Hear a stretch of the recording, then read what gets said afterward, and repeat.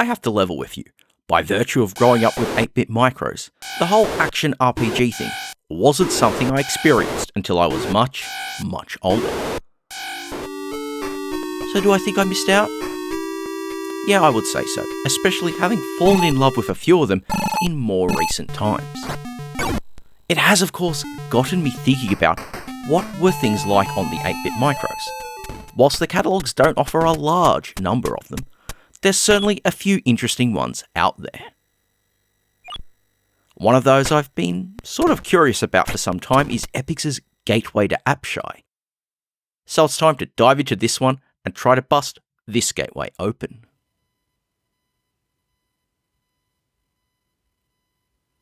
Gateway to Apshai happens to fit in an odd spot in Epyx's history, being released in 1983 for the Commodore 64, Atari 8-bits, and ColecoVision. It serves as a prequel to the Temple of Apshai series, putting you in the boots of the child of the land's greatest warrior, tasked with finding and opening the gateway to the aforementioned temple. This requires you to work your way down through 8 levels of an underground labyrinth, surviving the threats and hazards within. Which sounds enough like every other early action RPG, but Gateway offers a few unique elements. Namely, how you progress to the next level. Rather than finding an exit which you need to go through, instead you're up against the clock.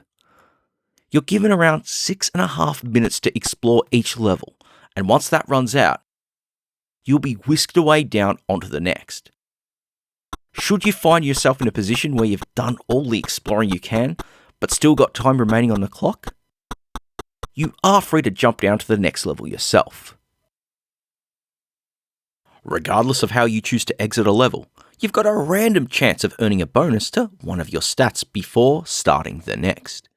It not only boosts your character's effectiveness, should you be given one, but it also increases your health, which I've got to say is by far the more important attribute bonus you get from this.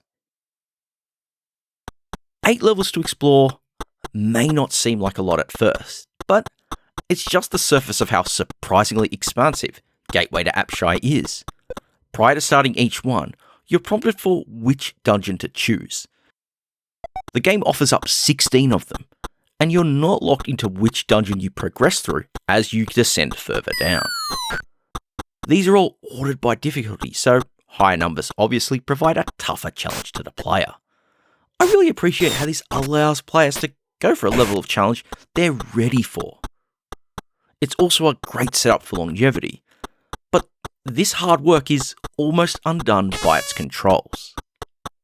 Character movement is as you'd expect with the joystick, and the fire button performs an action.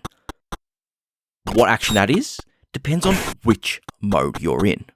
For battle, F7 goes into fighting mode, with subsequent presses switching between melee and ranged attacks.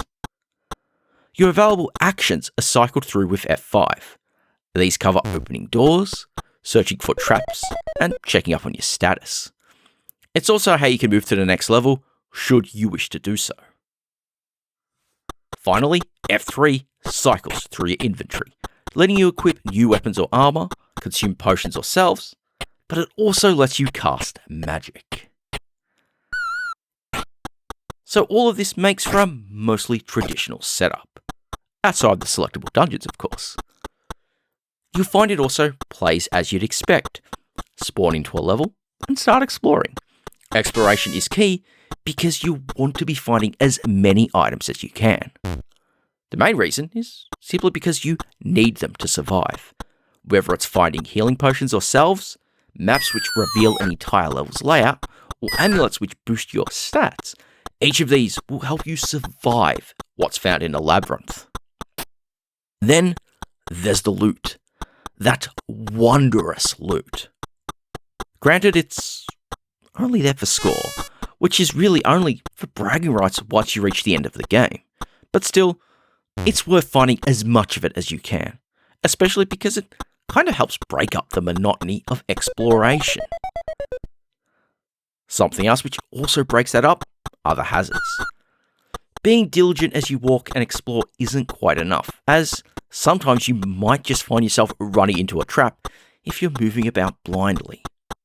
So that's where your locate trap action comes in handy.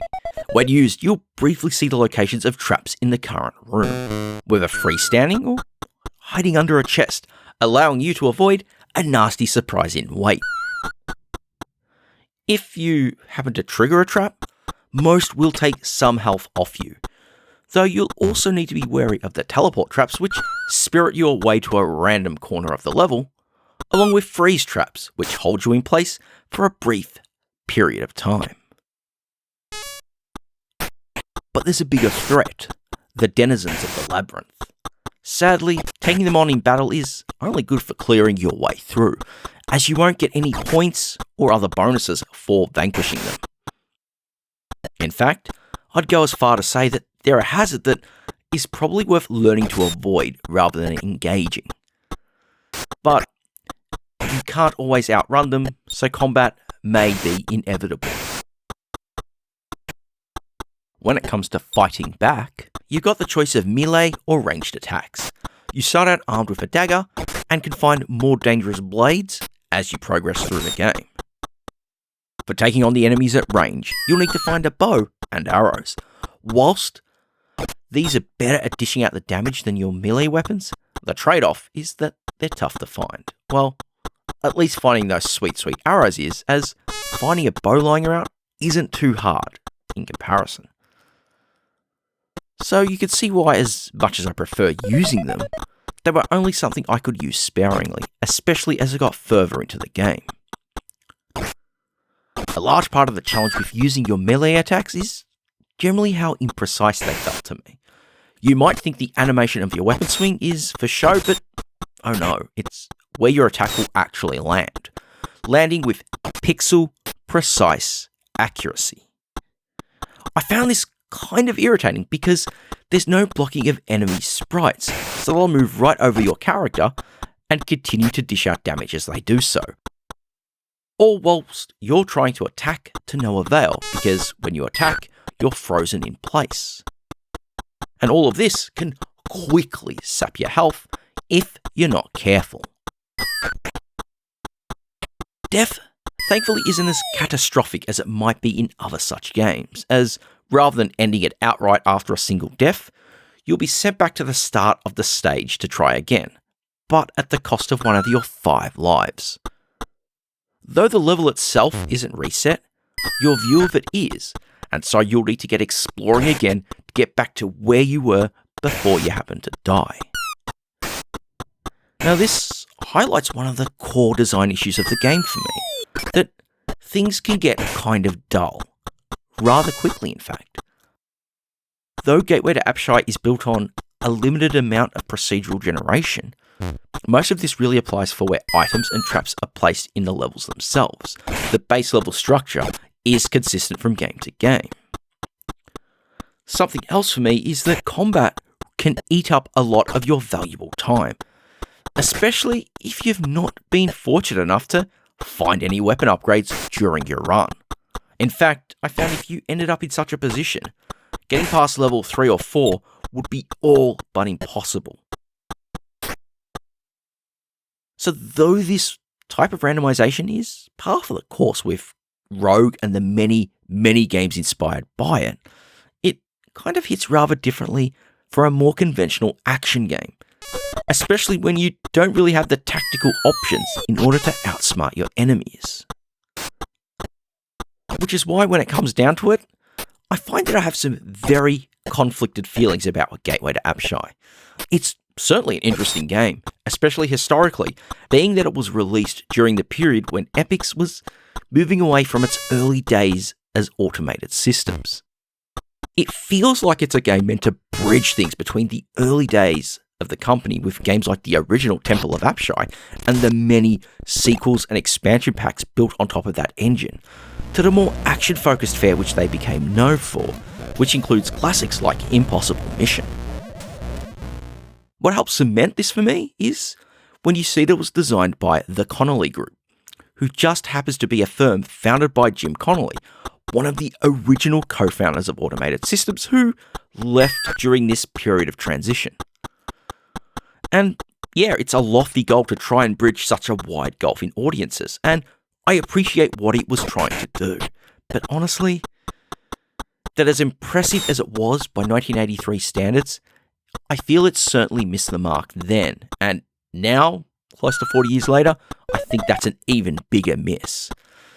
It really comes down to just how it's a little too rooted in those early days, which isn't helped by how cumbersome the controls are and how cumbersome the interface is to work with. Not having direct ability to perform actions, cast spells, or use healing items greatly increase the challenges of battle, and not in a good way. What also doesn't help is the lack of genuine RPG mechanics here.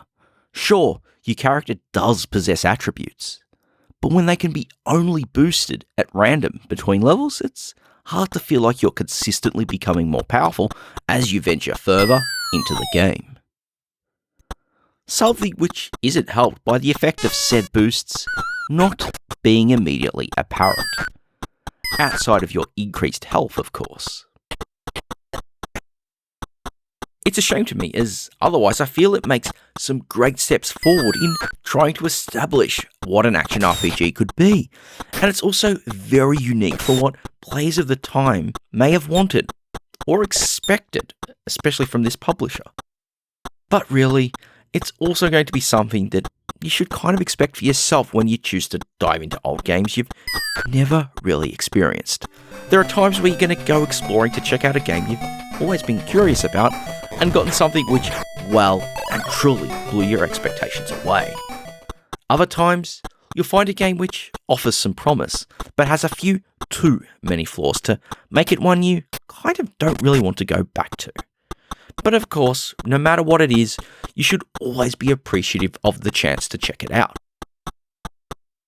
This alone is the reason why, despite finding Gateway to Apshai a game which I felt didn't meet what it wanted to do, at least for me, it was still worth taking the time to check it out. And of course, with that, there's nothing much more to say than thank you very much for watching.